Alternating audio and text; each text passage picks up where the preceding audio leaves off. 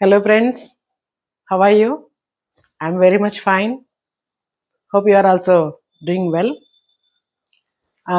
ఈరోజు ఏంటంటే active voice passive వాయిస్లో ఇంతవరకు ఒక 4-5 ఎపిసోడ్స్ చేశాను. జనరల్ రూల్స్ చెప్పాను. అలాగే ప్రెజెంట్ టెన్స్లో ఎగ్జాంపుల్స్ ఇస్తూ ఎలా మార్చాలి ప్రెజెంట్, పాస్ట్, ఫ్యూచర్లో simple, continuous tense, perfect tense, perfect continuous ఇవన్నీ కూడా డిస్కస్ చేసాము ఇంతవరకు కూడా. అలాగే యాక్టివ్ నుంచి ప్యాసివ్ కానీ, ప్యాసివ్ నుంచి యాక్టివ్ కానీ ఇవన్నీ కూడా ఎగ్జాంపుల్స్ ఇచ్చి ఎక్స్ప్లెయిన్ చేశాను. ఇదే ఎపిసోడ్ చూస్తున్న వాళ్ళైతే వెంటనే సబ్స్క్రైబ్ చేసుకోండి. యాక్టివ్ వాయిస్ ప్యాసివ్ వాయిస్ మీద మిగిలిన ఎపిసోడ్స్ పార్ట్ 1, 2, 3, 4, 5 జనరల్ రూల్స్ కూడా ఒకసారి చూస్తే మీకు అర్థమవుతుంది. అయితే ప్రతి దాంట్లో నేను ఏం చెప్పానంటే మీనింగ్ అయితే మారదు. యాక్టివ్ వాయిస్ అంటే కర్త ప్రధానంగా ఉండే సెంటెన్స్, ప్యాసివ్ వాయిస్ అంటే కర్మ ప్రధానంగా ఉండే సెంటెన్స్. మీనింగ్లో అసలు ఎక్కడ చేంజ్ ఉండదు. మరి ఎందుకు అసలు ఈ మీనింగ్లో చేంజ్ ఉండనప్పుడు ఎందుకు ఎక్సర్సైజ్ ఎందుకు? యాక్టివ్ నుంచి ప్యాసివ్కి, ప్యాసివ్ నుంచి యాక్టివ్కి ఎందుకు చేయాలి అసలు అంటే కేవలం ప్యాసివే కొన్ని సందర్భాల్లో వాడడం జరుగుతుంది కాబట్టి. అనేక సందర్భాల్లో కర్త లేకుండా కూడా వాక్యాలు ఇటు తెలుగులో కానీ ఇంగ్లీష్లో కానీ వాడుతుంటాం. అందుకే తెలుగులో కూడా కర్తరీ వాక్యము, కర్మణీ వాక్యము అని తెలుగు వ్యాకరణంలో కూడా చెప్తారు. ఇంగ్లీష్లో యాక్టివ్ వాయిస్, ప్యాసివ్ వాయిస్ అంటే ప్రతి సెంటెన్స్ మార్చి చూడమని కాదు, కానీ స్పెసిఫిక్ కాంటెక్స్ట్లో ప్యాసివ్ వాయిసే వాడతారు. అది ఏ కాంటెక్స్ట్, ఎందుకు అనేది మనం ఇప్పుడు చూద్దాము. అలా వాడతాం కాబట్టి ఈ రూల్స్ అన్ని కూడా తెలుసుకుందాం. మరి అప్పుడైనా వాడాలంటే రూల్ తెలియాలి కదా, ఎలా మార్చాలనేది మనకి ప్రాసెస్ తెలియాలి. తెలియడం కోసం ఆల్ టైప్స్ ఆఫ్ టెన్సెస్ కూడా నేను డిస్కస్ చేశాను. కానీ ఖచ్చితంగా ఎక్కడ ఈ ప్యాసివ్ వాయిస్ వాడాలనేది విత్ కాంటెక్స్ట్ చూద్దాము. ఓకేనా? Be ready. ఇప్పుడు ఒకసారి మీకు కొన్ని ఇమేజెస్ ద్వారా చూపించి చెప్తాను. కొన్ని ఇమేజెస్ పాసిబుల్ లేని చోట సెంటెన్స్ డైరెక్ట్గా బేసింగ్ ఆన్ ద కాంటెక్స్ట్ ఇస్తాను. ఓకేనా? ఇప్పుడు ఈ ఇమేజ్ ఒకటి చూపిస్తున్నాను చూడండి ఒకసారి. దేనికి సంబంధించిన ఇమేజ్ చూడగానే మీకు ఏంటి అర్థమవుతుంది? ఖచ్చితంగా ఇది వాటర్ కనిపిస్తుంది రోడ్డు మీద, అలాగే చెట్లు విరిగిపోయి పడిపోయి ఉన్నాయి రోడ్డుకి అడ్డంగా, రోడ్డు బ్లాక్ అయినట్టుగా కూడా కనిపిస్తుంది. అలాగే ట్రాఫిక్ పోలీసులు ఉన్నారు, జనాలు నీళ్ళలో నడుస్తున్నారు. అలాగే ఇళ్ళ మీద కూడా కొంచెం వాటర్ ఎక్కువగా పడిపోయి ఉన్నది. ఎలక్ట్రిక్ వైర్లు కూడా మనకి వేలాడుతూ కనిపిస్తున్నాయి చూడండి. ఓకే, ఇది ఒక సైక్లోన్ తర్వాత అన్నమాట. సైక్లోన్ టైంలో జరిగిన డ్యామేజెస్ ఇవన్నీ కూడా. దాని మీద ఒక రిపోర్ట్ ఎలా ఉంటుందో చూద్దాం. అంటే దీన్ని బేస్ అయ్యి కొన్ని సెంటెన్స్ మీరు చూశారు కదా, పిక్చర్ చూసారని అనుకుంటున్నాను నేను. ఇంకా నేను మెయిన్ ఏవైతే నేను అనుకుంటున్నానో అవి నేను అబ్జర్వ్ చేసి చెప్పాను. మీ దృష్టికి ఇంకా చాలా అందులో కనిపిస్తే జనాలందరూ అక్కడ ఉన్నారు, చూస్తున్నారు, జరుగుతున్నదని చూస్తున్నారు. కొంతమంది హెల్ప్ చేస్తున్నారు, ఆయన ఎవరో చెట్టు ఎక్కారు, చెట్ల కొమ్మలు విరుస్తున్నారు. ఇలాగా రకరకాల వర్క్స్ అయితే అక్కడ జరుగుతున్నాయి. ఓకే, ఇప్పుడు దీని మీద ఒక రిపోర్ట్ ఎలా ఉంటుందంటే చూడండి ఒకసారి. ఒక జస్ట్ 2 సెంటెన్సెస్ నేను రాశాను చూడండి. Several electrical wires were damaged. Cyclone తర్వాత న్యూస్ పేపర్లో వచ్చేది ఈ రకంగా న్యూస్ ఉంది. యాక్చువల్గా ఉన్న దాంట్లో నేను తీసుకొని కట్ చేసి నాకు కావాల్సింది ఇందులో పెట్టాను. ఓకేనా? Several electrical wires were damaged, roads were flooded and many trees were uprooted. ఇక్కడ రెడ్ కలర్లో మార్క్ చేసిన వెర్బ్స్ చూడండి. మరొకసారి చదువుతాను. Several electrical wires were damaged అంటే ఎన్నో కరెంట్ తీగలు నాశనం అయిపోయాయి, పాడైపోయాయి, డ్యామేజ్ అయిపోయాయి. ఓకే, రోడ్స్ వర్ ఫ్లడెడ్, రోడ్లన్నీ కూడా నీళ్లతో నిండిపోయాయి. And many trees were uprooted. చాలా చెట్లు వేళ్లతో సహా పెకలించబడి కింద పడిపోయి. అప్రూటెడ్ అంటే రూట్స్ పైకి వచ్చేసాయి. ఓకే, ఎవరు చేశారు ఇదంతా? ఇందులో ఇప్పుడు ఈ సెంటెన్స్లో ఎక్కడైనా సబ్జెక్ట్ ఉందా చూడండి ఒకసారి. ఇది ఏ వాయిస్లో ఉంది ఇది? Several electrical wires were damaged. ఎన్నో వైర్లు పాడైపోయాయి, డ్యామేజ్ అయిపోయి, నాశనం అయిపోయి. ఎవరు చేశారు? లేదు అందులో. Okay, roads were flooded. Road అంతా కూడా నీళ్లతో నిండిపోయింది. వరద రోడ్డు మీదకి వచ్చింది, వరదతో నిండిపోయింది. And many trees were uprooted. ఎన్నో చెట్లు వేళ్లతో పైకి పగిలించబడ్డాయి.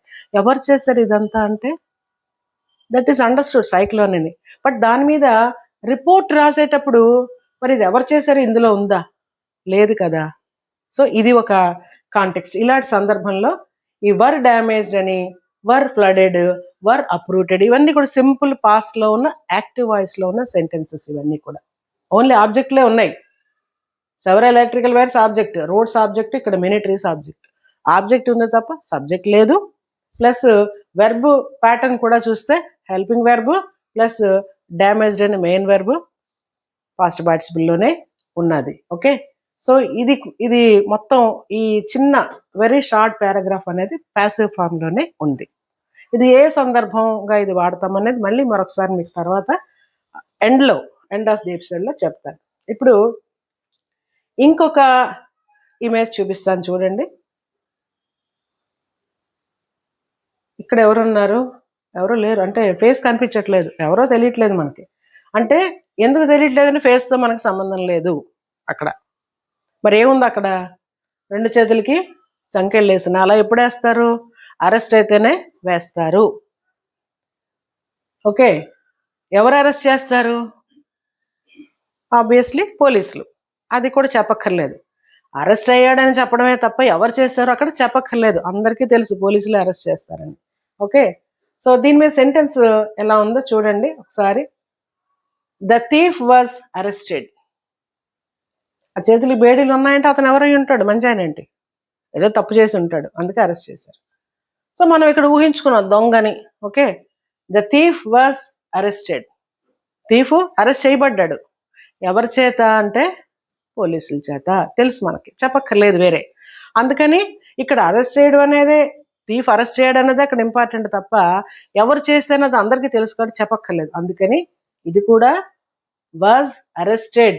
Was past tense singular, thief singular కదా సింగులర్. ఇక్కడ వెర్బ్ పాస్ట్ పార్టిసిపుల్ లో ఉంది. అలాగే హెల్పింగ్ వెర్బ్ పాస్ట్ ఫామ్ చూపిస్తుంది కాబట్టి ఇది సింపుల్ పాస్ట్ లో ఉన్న ప్యాసివ్ వాయిస్ లో ఉన్న సెంటెన్స్ ఇది. ఓకేనా? నెక్స్ట్ ఇంకొక ఇమేజ్ చూపిస్తాను. ఓకేనా? అది నాతో పాటు మీరు కూడా గెస్ చేయండి. నాకు తెలియదు, కనిపిస్తున్న దాంట్లో నాకేమిటి అర్థమైంది నేను చెప్తాను, మీకేమిటి అర్థమైందో మీరు గెస్ చేయొచ్చు. ఓకేనా? ఆ ఇమేజ్ ఏంటంటే చూడండి, స్లోగా వస్తుంది. Okay, it's a car. మరి కార్ ఎలా ఉంది? బాగుందా? బాగోలేదు కదా, డ్యామేజ్గా కనిపిస్తుంది. అంటే మేబీ సమ్ యాక్సిడెంట్ అయినట్టుగా ఉంది. కార్లో ఎవరు లేరు అంటే అలా జరిగిన తర్వాత వాళ్ళంతటి వాళ్ళే వెళ్ళిపోయి ఉండొచ్చు, లేదా బాగా దెబ్బలు తగిలితే ఎవరైనా వాళ్ళని హాస్పిటల్కి తీసుకెళ్ళి ఉండొచ్చు. మరి ఎలా డాష్ అయిందో, ఎవరు డాష్ చేస్తారో అక్కడ ఎవరైనా ఉన్నారా? దానికి కారణం అయిన వాళ్ళు ఎవరైనా ఉన్నారంటే ఎవరు లేరు. కాబట్టి ఎవరో తెలియదు, ఎవరు చేశారో మనకు తెలియదు అక్కడ. ఓకే, అలాంటప్పుడు దీన్ని ఎలా చెప్పాలి? మరి చెప్పాలంటే ఏ విధంగా చెప్పొచ్చు అంటే చూడండి ఒకసారి. ఇదన్నమాట sentence. The car was damaged in the accident. చేసి వెళ్ళిపోయారు ఎవరో, కాబట్టి అక్కడ లేదు. అది ఎవరో డాష్ చేశారు, వెళ్ళిపోయారు. పోనీ వాళ్ళంతటి వాళ్ళు డాష్ చేశారంటే అక్కడ ఏమీ లేదు. ఓ చెట్టు కానీ, గోడ కానీ, డివైడర్ కానీ ఏమైనా ఉంటే కారు వెళ్ళి అదే గుద్దుకుందేమో అనుకోవచ్చు. కానీ అవేమీ లేవు అక్కడ కదా, అడ్డుగా ఏం లేవు. కాబట్టి ఖచ్చితంగా ఎవరో చేశారు కానీ వెళ్ళిపోయారు. అక్కడ వెళ్ళిపోయిన తర్వాత వాళ్ళు ఎవరు చేశారో, డూయర్ ఎవరో, కర్త ఎవరో ఎలా తెలుస్తుంది? తెలియదు. తెలియనప్పుడు జరిగిన దాన్ని బట్టి ఈ సెంటెన్స్ ఇలా మాత్రమే రాయగలుగుతాం. The car was damaged in the accident. యాక్సిడెంట్లో కార్ పూర్తిగా పాడైపోయింది, లేదా కొంత పాడైంది, మొత్తం మీద పాడైంది అనేది మాత్రమే చెప్పగలుగుతాం. ఇది ఏ టెన్స్లో ఉంది? అయిపోయింది కదా, అయిపోయింది కాబట్టి పాస్ట్లో. పాస్ట్లో మళ్ళీ పాస్ట్ కంటిన్యూసా? ఇంగ్ ఉందా? లేదు. పాస్ట్ పెర్ఫెక్టా అంటే హ్యాజ్ కానీ హ్యావ్ కానీ హ్యాడ్ ఉందా? హ్యాజ్ హ్యావ్ ఎలాగ ఉండవు, ప్రజెంట్ కాదు కాబట్టి, పాస్ట్ కాబట్టి. పోనీ హ్యాడ్ ఏమైనా ఉందా? లేదు. హ్యాడ్ ఉంటే వజ్ ఉండదు. పర్ఫెక్ట్ కంటిన్యూస్ టెన్స్ అయినా మళ్ళీ హ్యాడ్ ఉండాలి, ఇంగ్ ఉండాలి. సో ఈ మూడు కానప్పుడు ఇంకేంటిది?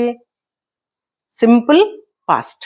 Okay, simple past. సబ్జెక్ట్ ఏం లేదు కదా, కారు డ్యామేజ్ అయింది అని తప్ప పలానా వాళ్ళు చేశారని లేదు కాబట్టి ఆబ్జెక్ట్తో స్టార్ట్ అయింది, పాస్ట్ టెన్స్లో ఉంది. అంటే ఇది పాస్ట్ టెన్స్లో ఉన్న ప్యాసివ్ వాయిస్. ఎందుకు? ఆబ్జెక్ట్ ప్రధానంగా ఇది ఈ సెంటెన్స్ ఉంది కాబట్టి. ఓకేనా? అలాగే మరొక ఇమేజ్ చూపిస్తాను చూడండి.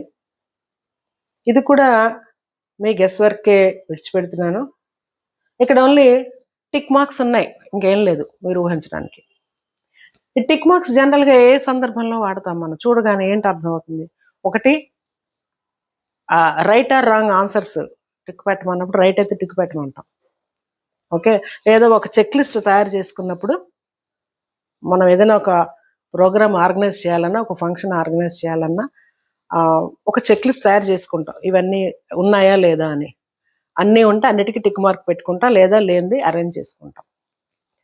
లేదా చేయవలసిన పనులు టిక్ పెట్టుకుంటాం, అన్నీ చేసామా లేదా, చేస్తున్నట్లయితే టిక్ మార్క్. ఓకే, ఆ పని అయిపోయినట్టు అక్కడ లెక్క. అలాగా ఇప్పుడు ఇక్కడ అన్ని టిక్కులు, 3 టిక్కులు ఉన్నాయి. ఫైనల్గా ఒక పెద్ద టిక్ ఉండి ఒక ఫ్లాగ్ లాంటిది కూడా, బ్యాడ్జ్ లాంటిది కూడా ఉంది, రైట్ బ్యాడ్జ్. ఓకే, దీన్ని బట్టి నాకేంటి అర్థం అవుతుందంటే, ఏదో ఒక పని, ఒక ప్రాజెక్ట్, ఒక ట్రైనింగ్, లేదా ఒక చెక్ లిస్ట్ కంప్లీట్గా సక్సెస్ఫుల్గా అయిపోయింది అనేది ఇండికేట్ చేస్తుంది. ఓకే, అలాంటప్పుడు దీన్ని మనం సెంటెన్స్ రూపంలో ఎలా చెప్పచ్చు? అక్కడ ఎవరు చేశారో పర్సన్స్ లేరు కదా, దాన్ని చూడగానే ఫలానా వాళ్ళని ఏమైనా మనం తెలుస్తుందా? లేదు కదా. అయిందనే విషయమే తప్ప ఎవరు చేశారన్నది ఎక్కడ మనకి ఇండికేషన్ లేదు. కాబట్టి డూయర్ లేకుండానే, అంటే కర్త లేకుండానే ఈ సెంటెన్స్ని చెప్పచ్చు. ఎలాగా?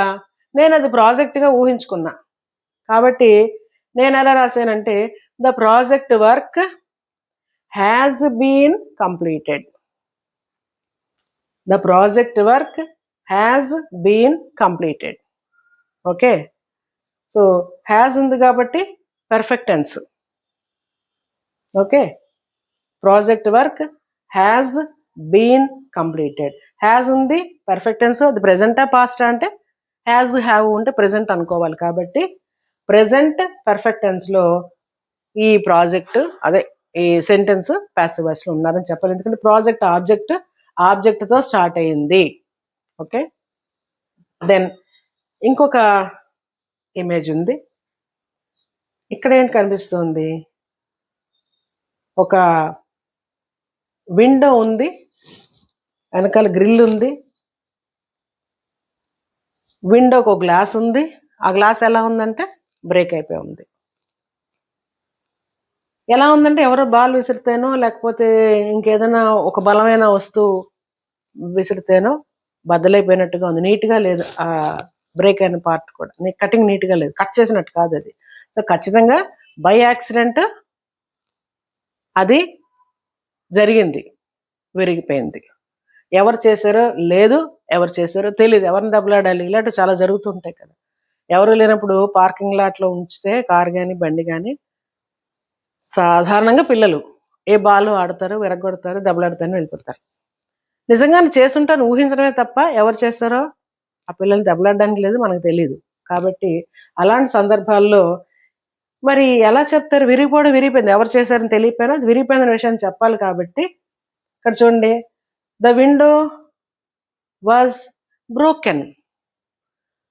విండో గ్లాస్ విరిగిపోయిందనే చెప్పాలి తప్ప ఎవరు విరిచారో చెప్పలేం. ఓకే, అప్పుడు కూడా వాజ్ బ్రోకెన్ అనేది సింపుల్ పాస్ట్ టెన్స్లో, బ్రోకెన్ పాస్ట్ పార్టిసిపుల్లో ఉంది. ఇక్కడ అంటే సింపుల్ పాస్ట్లో ఉంది. వాజ్ అంటే బీన్, అలాగే బీయింగ్ కానీ ఏమీ లేవు, హ్యాడ్ కూడా లేదు, కాబట్టి సింపుల్ పాస్ట్ టెన్స్లో ప్యాసివ్ వాయిస్లో ఉంది. ఎందుకంటే డూయర్ లేరు ప్రధానంగా, అది మనం చూసుకోవాలి. ఓకేనా? ఎవరు చేశారో లేదు, ఏం జరిగిందో ఎవరికి జరిగిందో, ఇంపాక్ట్ ఎవరి మీద ఉంది, విండో, అక్కడ ఇంపాక్ట్ జరిగింది విండో, కాబట్టి విండోతో స్టార్ట్ అయింది, ఇది ప్యాసివ్ వాయిస్. సో ఇలాంటి సందర్భంలో కూడా, అంటే ఎవరు చేశారో తెలియని పరిస్థితిలో కూడా ఈ ప్యాసివ్ వాయిస్ని వాడవలసి ఉంటుందన్నమాట. నెక్స్ట్ చూడండి, ఇదొకటి, ఇదే ఇమేజ్, ఇది రిబ్బన్ ఉంది, రిబ్బన్ కటింగ్ సిజర్స్ ఉంది, దాని మీద గ్రాండ్ ఓపెనింగ్ అని రాసింది. అంటే ఏదో ఒక ప్రాజెక్ట్ కానీ, ఒక బిల్డింగ్ కానీ, ఒక బ్రిడ్జ్ కానీ, ఓకే, ఒక మెషినరీ కానీ ఓపెనింగ్ అనమాట. ఓపెనింగ్ ఇంకో పేరంటే ఇనాగరేషన్ అని కూడా అంటాం, ప్రారంభోత్సవం, ప్రారంభించడం. Okay, opening ceremony, inauguration ceremony అంటాం. ఓకే, ఎవరు చేశారు, ఏమైనా ఉందా? జనరల్గా ఎవరు చేస్తారు అంటే ఎవరో పెద్ద పెద్ద వాళ్ళు, పెద్ద మనుషులు లాంటి వాళ్ళు, సంఘంలో మంచి పేరు ప్రఖ్యాతులు ఉన్నవాళ్ళు, వాళ్ళని పిలిచి చేయిస్తారు. సో అక్కడ ఓపెనింగ్ అవడం ఇంపార్టెంటే తప్ప ఎవరు చేశారు అన్నది కాదు. అక్కడ ఒక బ్రిడ్జ్ ఉందనుకోండి, అది ఓపెనింగ్ అయితే అందరికీ కన్వీనియంట్గా ఉంటుంది, ఆ బ్రిడ్జ్ని వాడుకుంటారు తప్ప ఎవరు ఓపెన్ చేశారన్నది అక్కడ ఇంపార్టెంట్ కాదు. బ్రిడ్జ్ ఓపెన్ అయిందా లేదా, ఎన్నాళ్ళు మనం ఇబ్బంది పడతాం, అది ఎప్పుడు ఓపెన్ అవుతుందో అని మనం ఎదురు చూస్తూ ఉంటాం కదా. ఎందుకంటే వెళ్ళేటప్పుడు వచ్చేటప్పుడు చాలా ట్రాఫిక్ సమస్యలు ఎదురవుతూ ఉంటాయి, వాటిని ఫేస్ చేస్తూ ఉంటాం కాబట్టి. సో మనకి అక్కడ ఏంటి, పని ఇంపార్టెంట్, ఇనాగరేషన్ అవ్వాలన్నదే మనం అందరూ కోరుకుంటాం, ఎవరు చేశారని మనకు అక్కర్లే. ఓకే, అలాంటి సందర్భంలో కూడా, అంటే డూయర్ అంత ఇంపార్టెంట్ కాదు, మనకు యాక్షన్ ఇంపార్టెంట్ అన్నప్పుడు కూడా వాడుతూ ఉంటాం. ఇక్కడ చూడండి sentence, the project was inaugurated. Okay, project ప్రారంభించబడింది. ఇక్కడ చూడండి, ఇది కాఫీ లవర్స్ అందరికీ కూడా చాలా ఇంట్రెస్ట్ అయింది ఇది. అంటే కాఫీ ఇష్టపడే వాళ్ళు ఉంటారు కానీ చేసుకోవడానికి కొంచెం ఆలోచిస్తారు, అయ్యో నాకు రాదనుకుంటారు. వాళ్ళందరికీ ఈ ప్రాసెస్ పెట్టాను, నేర్చుకోండి చూసి. అలాగే ఎలా చేయాలో కూడా ఉంది దాంట్లో. ఓకేనా, ముందు చూసుకోండి స్టెప్స్ ఎన్ని ఉన్నాయో. ఏమనుంది, 1/2 cup milk, 1/3 cup hot brood easy espresso. ఆ కాఫీ కూడా ఈజీ క్యాపుచినో, మామూలు కాఫీ కాదు. ఓకే, ప్రిపరేషన్కి 5 minutes అట, ఉన్న డీటెయిల్స్ చూడండి, కుకింగ్కి 10 minutes. అంటే ఇందులో ఉన్నవి ingredients, 1/2 cup milk, 1/3 cup hot brood easy espresso. అలాగే స్టెప్స్ ఇందులో ఎలా కనిపిస్తుందని, యాడ్ ఫోమ్స్ అని. ఓకే, ప్రోటీన్ అన ఉంటుంది ఇందులో. ఓకే, దీంట్లో ఉండే న్యూట్రియంట్ వాల్యూస్ కూడా, డైటరీ వాల్యూస్ కూడా ఇక్కడ ఇవ్వడం జరిగింది. క్యాలరీస్ ఎన్ని, టోటల్ కార్బోహైడ్రేట్స్ ఎంత, కొలెస్ట్రాల్ ఎంత, మొత్తం డీటెయిల్స్ దాన్ని బట్టి ఇవన్నీ కూడా ఉన్నాయి. అయితే ఇదేందో చూపిస్తున్నాను నేను, ఎందుకు మాకు మళ్ళీ ఇంగ్లీష్ క్లాస్ మధ్యలో కాఫీ రెసిపీ ఏంటని అనుకోవద్దు ఎవరు కూడా. ఈ కాఫీ ఎలా చేయాలో చెప్పాలంటే ఎలా చెప్పాలి చూద్దాం. ఎలా చెప్పారో, ఎలా నేను చెప్పాలని చెప్తున్నానో చూడండి. జనరల్గా ఈ విధంగా చెప్తారు, అంటే అది బేస్ చేసుకుని అవి చూస్తే అర్థం కాదు కదా, కంప్లీట్ మీనింగ్ఫుల్ చంక్స్లో చెప్పాల్సి ఉంటుంది. చూడండి, water is boiled in a pan. Water is boiled in a pan. Coffee powder is added to a cup. Sugar is added as required. The boiled water is poured into the cup. Milk is heated separately. Hot milk is poured into the cup. The coffee is stirred well. The coffee is served hot. Okay. ఇప్పుడు రెడ్లో mark చేసినటువంటి ఇవన్నీ కూడా verbs. అన్నిట్లోని కూడా చూడండి is is is is అన్ని EJ ఉంది, helping verb చూడండి is is. So టోటల్గా ఈ కాంటెక్స్ట్ అంతా కూడా ప్రెజెంట్లోనే ఉంది, అన్ని వర్బ్స్ కూడా పాస్ట్ పార్టిసిపుల్లోనే ఉన్నాయి. సో ఇది సింపుల్ ప్రెజెంట్ టెన్స్లో ఉంది, ఎందుకంటే కంటిన్యూస్ టెన్స్ కాదు, పర్ఫెక్ట్ టెన్స్ కాదు, పర్ఫెక్ట్ కంటిన్యూస్ అసలు కాదు. సో సింపుల్ ప్రెజెంట్ టెన్స్లో ఉన్నది. అయితే ఇక్కడ ఎక్కడైనా డూయర్ కనిపిస్తున్నారా మనకి, చేసేవాళ్ళు కర్త మెన్షన్ ఏమైనా ఉందా ఇక్కడ? Water is boiled in a pan, ఒక ప్యాన్లో వాటర్ తీసుకోబడింది. అలాగే coffee powder is added to a cup, ఒక కప్లో కాఫీ పౌడర్ తీసుకోబడింది, sugar is added as required, కావాల్సిన షుగర్ తీసుకోబడింది. ఇలాగే ప్రతిదీ కూడా మనకి తీసుకోబడింది, యాడ్ చేయబడింది. పోర్డ్ అంటే కలపబడింది, స్టర్డ్ అన్న, బోర్డ్ అంటే పొయ్యబడింది, స్టర్డ్ అంటే కలపబడింది, stirred well, the coffee is stirred well, బాగా కలపబడింది. ఇలాగే ఉందే తప్ప ఎవరు చేస్తున్నారు, ఎవరు చేయాలి, ఎవరు చేశారు లేదా చేస్తారు అనే డూయర్ లేరు. ఎందుకంటే డూయర్కి ఇక్కడ అస్సలు ఇంపార్టెన్స్ లేదు. ఎందుకంటే ఇక ప్రాసెస్ చెప్తున్నాం. ఒక ప్రాసెస్ చెప్పేటప్పుడు ఎవరైనా ఎవరికి కావాలంటే వాళ్ళే డూయర్ అవుతారు. అప్పుడు ఎవరు కాఫీ కావాలంటే వాళ్ళు డూయర్ అవుతారు, వాళ్ళు చేసుకుంటారు. చెప్పకలేదు. ఎందుకంటే ఒక ప్రాసెస్, ఒక ఇన్స్ట్రక్షన్ పద్ధతిలో వెళ్తుంది కాబట్టి ఇటువంటి సందర్భంలో కూడా ప్యాసివ్ వాయిస్నే వాడతాము. అన్నీ అందుకే చూడండి, అన్ని ఆబ్జెక్ట్తోనే స్టార్ట్ అయ్యాయి. ఇక్కడ వాటర్, ఇక్కడ coffee, sugar, okay, the milk, hot milk, coffee again, ఇవన్నీ కూడా ఆబ్జెక్ట్సే, అస్సలు డూయర్ లేదు. సో ఏదైనా ఒక ఇన్స్ట్రక్షన్ ఇచ్చేటప్పుడు ఖచ్చితంగా మనం ఈ ప్యాసివ్ వాయిస్ని వాడవలసి ఉంటుంది. యూ యూ యూ అని కానీ, ఐ అని కానీ ఏ సబ్జెక్ట్ని కూడా యాడ్ చేయలేం, అవసరం లేదు. యాడ్ చేయలేమంటే అవసరం లేదు, దట్ ఈస్ అండర్స్టూడ్. సో ఇలాంటి రెసిపీలు కానీ ఏమైనా ప్రొసీజర్లు చెప్పేటప్పుడు, ఒక ల్యాబ్లో ఒక ఎక్స్పెరిమెంట్ దాని తాలూకా రికార్డు రాసేటప్పుడు ఇలాంటి సందర్భాల్లో ఈ ప్యాసివ్ వాయిస్ని వాడడం జరుగుతూ ఉంటుంది. ఇంకా నెక్స్ట్ వన్ చూడండి. ఇంటర్వ్యూస్ షెడ్యూల్ చేస్తారు.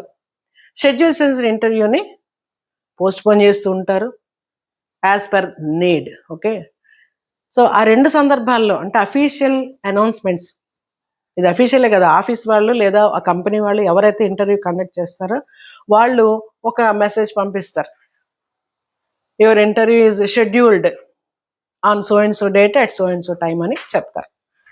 అక్కడ చేసింది ఎవరు? వాళ్ళే చేస్తారు. It's an official announcement. మీ ఇంటర్వ్యూ షెడ్యూల్ అయిందని చెప్తారు. అలాగే today's interview is postponed, ఏదైనా కారణాలు పోస్ట్ పోన్ అయితే ఏం చెప్తారు? Today's interview is post పోన్డ్.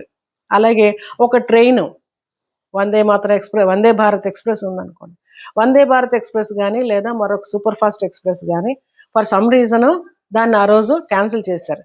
ఏమని వస్తుంది న్యూస్లో మనకి? So and so train, specific train, Vande Bharat train is cancel today లేదా డిలేడ్ టుడే. షెడ్యూల్ టైం ప్రకారం కాకుండా it's delayed due to flood or due to some other reason, it is delayed అని ఇస్తారు. So it is postponed అన్నా, it is delayed అన్నా, it is cancelled అన్నా ఇదొక announcement. So ఆ సందర్భంగా కూడా ఎవరు చేస్తున్నారు అనేది అవసరం లేదు, సబ్జెక్టుతో పని లేదు, అదొక అఫీషియల్ అనౌన్స్మెంట్. ఓకేనా? అలాంటప్పుడు కూడా ఇది ప్యాసివ్ వాయిస్లో ఇక్కడ చెప్తారు. ఇక్కడ కూడా మనకి సబ్జెక్ట్ లేదు, ఇంటర్వ్యూ ఈజ్ పోస్ట్ పోన్డ్. నేను ఒక ఎగ్జాంపులే రాశాను, ఇంటర్వ్యూ పోస్ట్ పోన్ చెయ్యబడింది, కర్త ఎవరు అక్కడ లేరు. ఓకే, అండర్స్టూడ్ అది. అలాగే ఇక్కడ ట్రైన్స్, ఇది మళ్ళీ ఇక్కడే రాశాను, all trains are delayed due to heavy rainfall.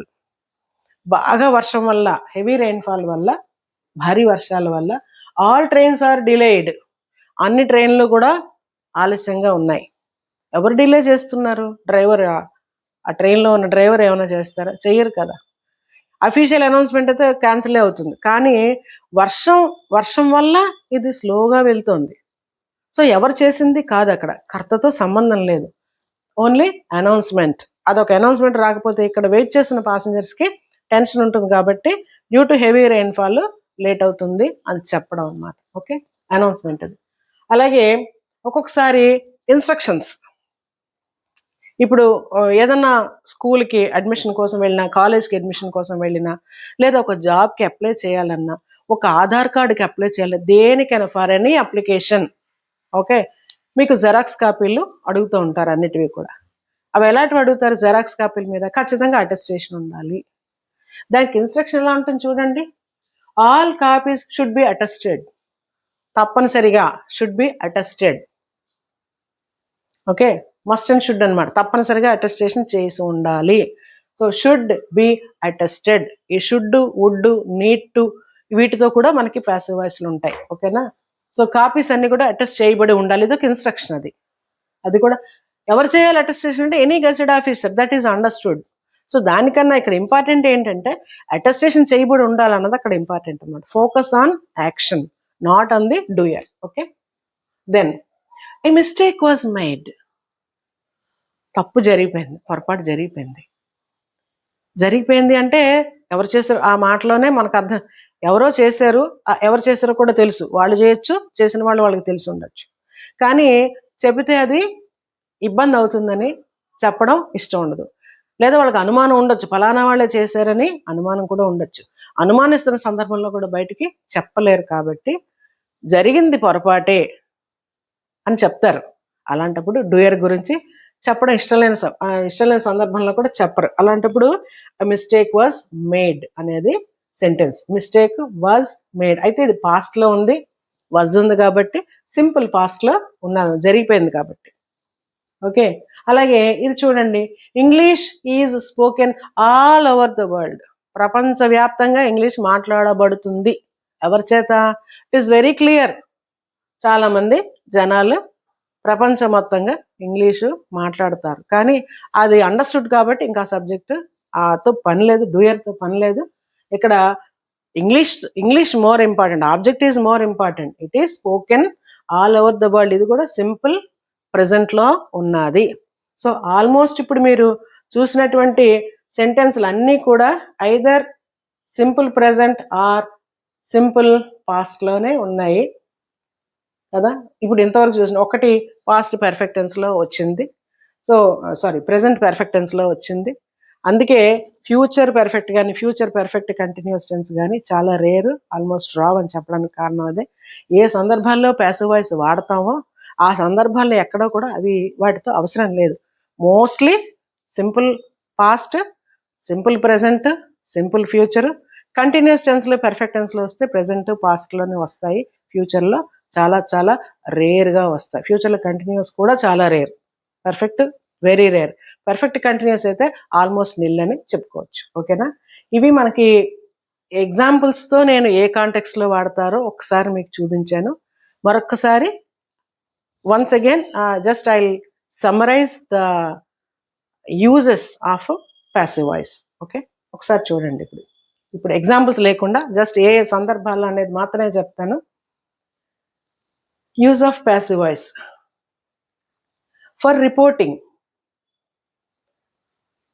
అంటే ఒక సైక్లోన్ లాంటిది కానీ, ఒక ఎర్త్క్వేక్ కానీ, న్యాచురల్ డిజాస్టర్ కానీ, యాక్సిడెంట్ కానీ ఏదైనా జరిగినప్పుడు అఫీషియల్గా రిపోర్ట్ పంపించవలసి ఉంటుంది. కన్సర్న్ డిపార్ట్మెంట్ వాళ్ళు రిపోర్ట్ పంపించాలి. అలాంటి రిపోర్ట్ రాసే టైంలో దీన్ని యూజ్ చేస్తారు. అలాగే ఇంకెప్పుడు యూజ్ చేస్తారంటే న్యూస్ పేపర్లో మీరు అథెంటిక్ మెటీరియల్, అది ఒక న్యూస్ పేపర్ కూడా చదువుతూ ఉండాలి. ఇంగ్లీష్ కోసం స్పోకెన్ ఇంగ్లీష్ కావచ్చు, లేదా ఫార్మల్ ఇంగ్లీష్ గ్రామర్ కోసం కావచ్చు. న్యూస్ పేపర్ మాత్రం చదువుతుంటే డిఫరెంట్ టైప్స్ ఆఫ్ సెంటెన్సెస్ అందులో ఉంటాయి. ఎక్కువగా ఇలాంటి సందర్భాల్లో రిపోర్ట్లలోని ప్యాసివ్ వాయిస్ అనేది వాడుతూ ఉంటారు. So for reporting. అలాగే when the doer is obvious, doer అంటే కర్త. ఇంకొక సందర్భం ఏదంటే కర్త మనకి తెలుసు, లైక్ థీఫ్ వాజ్ అరెస్టెడ్. అక్కడ చెప్పకుండానే మనకు తెలుసు పోలీసులే అరెస్ట్ చేస్తారని. సో ఎవరో అని చెప్పక్కర్లేకుండా చేసిన వాళ్ళు తెలుసు అనుకున్నప్పుడు ఆ ప్యాసివ్ వాయిస్ వాడతాం. అలాగే when the doer is unknown, ఇంకో సందర్భంలో ఆ పని ఎవరు చేశారో తెలియదు, అందరికీ తెలుసున్నా ప్యాసివ్ వాయిస్ వాడతాము. అసలు ఆ పని ఎవరు చేశారు? ఇప్పుడు యాక్సిడెంట్ అయింది, లేదా ఎక్కడో ఒక మర్డర్ జరిగింది, లేదా మరోటి క్రైమ్ జరిగింది, కానీ అక్కడ ఉండరు కదా, నేరస్తులు ఉండరు కాబట్టి తెలియదు. తర్వాత ఎంక్వైరీ చేస్తే పట్టుకుంటే తెలుస్తుంది తప్ప ఇమీడియట్గా అయితే ఎవరు చేశారో మనకు తెలియదు. కాబట్టి అలాంటి తెలియని సందర్భంలో ఈ ప్యాసివ్ వాయిస్ని వాడతాము. ఇంకెప్పుడు when the action is more important. ఒక్కొక్కసారి చేసిన వాళ్ళు ఎవరో అనే దానికన్నా ఆ పని చాలా ఇంపార్టెంట్. ప్రాజెక్ట్ అయిందా సక్సెస్ఫుల్గా, రాకెట్ లాంచింగ్ సక్సెస్ఫుల్గా జరిగిందా శ్రీహరికోట నుంచి, అది చాలా ఇంపార్టెంట్, దేశానికే గర్వకారణం. కాబట్టి అది దాని మీద ఫోకస్ ఉంటుంది. ఎవరు చేశారో దాని వెనకాల చాలా పెద్ద టీము, అఫీషియల్స్ ఉంటారు, అన్అఫీషియల్స్ ఉంటారు, చాలా మంది బిగ్ షాట్స్ ఉంటారు. సో అవన్నీ అక్కర్లేదు, రాకెట్ లాంచింగ్ జరిగిందా లేదా అనేదే అక్కడ ఇంపార్టెంట్. సో యాక్షన్ ఎప్పుడైతే మోర్ ఇంపార్టెంట్గా ఉంటుందో అప్పుడు కూడా ఈ ప్యాసివ్ వాయిస్లోనే చెప్తారు, యాక్టివ్ వాయిస్ వాడరు. ఇంకొకసారి ఇప్పుడు when the doer is not important, అసలు డూయర్కి ఇంపార్టెన్స్ లేదు అక్కడ. ఎవరు పట్టించుకోరు. బ్రిడ్జ్ ఓపెనింగ్, ఇనాగ్రేషన్ అనుకోండి, బ్రిడ్జ్ ఇనాగ్రేషన్ అక్కర్లా, బ్రిడ్జ్ ఇనాగ్రేషన్ అవడే మనకు కావాలి. అలాంటి సందర్భంలో కూడా ఇంపార్టెంట్ కానప్పుడు కూడా ఈ ప్యాసివ్ వాయిస్ వాడతాం. అలాగే అఫీషియల్ రిపోర్ట్స్, అనౌన్స్మెంట్స్ అంటే ఎగ్జాంపుల్స్ చెప్పాం కదా, ఆల్ ట్రైన్స్ ఆర్ డిలేడ్ అని, okay, so and so trains are cancelled అని, flights are cancelled due to bad weather అని కానీ, రెయిన్ఫాల్ అని కానీ, ఇలాంటి అనౌన్స్మెంట్స్ జరుగుతూ ఉంటాయి, అఫీషియల్గా అనౌన్స్మెంట్స్ జరుగుతూ ఉంటాయి. Interview is postponed, interview is scheduled, okay, interview is cancelled, ఇలాంటి అఫీషియల్ అనౌన్స్మెంట్స్ అప్పుడు కూడా ఈ ప్యాసివ్ వాయిస్ అనేది వాడతాం. Next, to hide the doer, అంటే ఒక పొరపాటు జరిగింది లేదా ఒక నేరం జరిగింది, పెద్ద నేరం జరగచ్చు, చిన్న పొరపాటు జరగచ్చు, కావాల్సిన ఒకటి ఎవరో తెలుసో తెలియదో డౌట్గా ఉన్నప్పుడు, తెలిస్తే ఏం ఇబ్బంది అవుతుందేమో అనుకున్నప్పుడు అనుకుంటారు తెలిసినా కూడా, లేదా చేసిన వాళ్ళకి వీళ్ళకి ఏమైనా అనుబంధం ఉన్నా కూడా చెప్పడం ఇష్టం ఉండదు, అనుమానంతో కానీ అనుబంధంతో కానీ చెప్పలేని పరిస్థితులు దాచాలనుకుంటారు. అలా దాచాలనుకున్నప్పుడు కూడా ఈ యాక్షన్ ప్రధానంగా వెళ్ళిపోతుంది, ఆబ్జెక్ట్ ప్రధానంగా వెళ్ళిపోతుంది, ప్యాసివ్ వాయిస్ వాడడం జరుగుతుంది. ఇంకొకటి ఏంటంటే ఫర్ గివింగ్ ఇన్స్ట్రక్షన్స్, ఇప్పుడు your name should be in bold letters, name should be return in capital letters, okay, your surname should be first name in the beginning, surname in the last, it should be return అని ఉంటుంది. అలాగే all copy should be attached, all copy should be attested, ఇలాంటి instructions అన్నీ కూడా ఉంటాయన్నమాట. So ఇవి కూడా passive వాయిస్లోనే చెప్తారు. సో ఈ సందర్భాలన్నిటిలోని ప్యాసివ్ వాయిస్ మనం వాడాలి, ప్యాసివ్ వాయిసే వాడతాం. కాబట్టి యాక్టివ్ వాయిస్ నుంచి ప్యాసివ్ వాయిస్కి ఎలా మార్చాలి అనేది మనం తెలుసుకోవాలి.